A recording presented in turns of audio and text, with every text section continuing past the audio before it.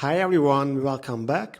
In today's video, I'm going to show you my top 5 favorite Python commands, which I'm usually copy pasting from previous notebooks all the time. So let me just zoom in very quickly and show you my beautiful work environment, which is still that good old Jupyter notebook. So the first thing I usually do when I start a new project is to start to create the working directory structure, for which the OS library for me is an essential one. So first just import OS, and then just to test out this, I will create a folder name which I'm going to call like Be Creative folder. First of all, I should check whether it exists or not, so we can do that quite easily with this command. Actually put this on the clipboard. So it seems that my folder doesn't exist. Okay, that's good because we can create it using this os makeDirs command, which apparently didn't do much, but if we check it here, we can see that now the folder exists. And after that, if we go back to the creation line, we will get an error which says that the folder we are trying to create already exists. So usually in practice, I add a guarding condition here, which says that if this folder doesn't exist, then create it, else just print your folder already exists, which is the case now. So that was it, the first item on my top 5 list. The second one is about lists, so let's just create an example list about animals: lion, tiger, seal, cat and dog. And let's say that we want to iterate over that list. So for animal, in animals, we can just print the animal. And what if we want to add the index? So to know that lion was the 0th element, tiger was the 1st, dog was the 4th. So if you want to do that, which happens to me quite often when I'm working in Python, we will just use the enumerate command, enumerate, which I probably misspelled, enumerate, and misspelled it again, so there we go. Then we can actually quite easily print the index for each and every element of the list.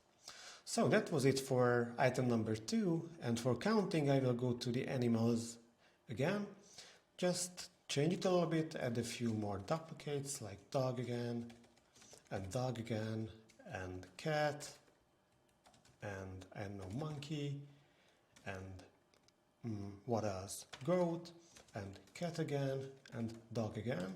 So now we have a list of animals where there are duplicities or even high order multiplicities like for dog.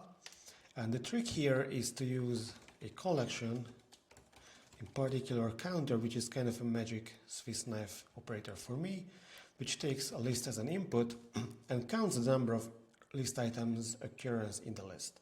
And if you want to be even more fancy, we just say that, okay, I want to have the most common one, or the top 2 most frequent elements, or if we leave it blank, then we will get a sorted list of tuples as a result. And this leads me to my item number 4, which is actually sorting lists of tuples, which also happens to be quite a frequent thing that I do. For that, I will call this new list data, which is actually a derivation of the animals to counter or counting object.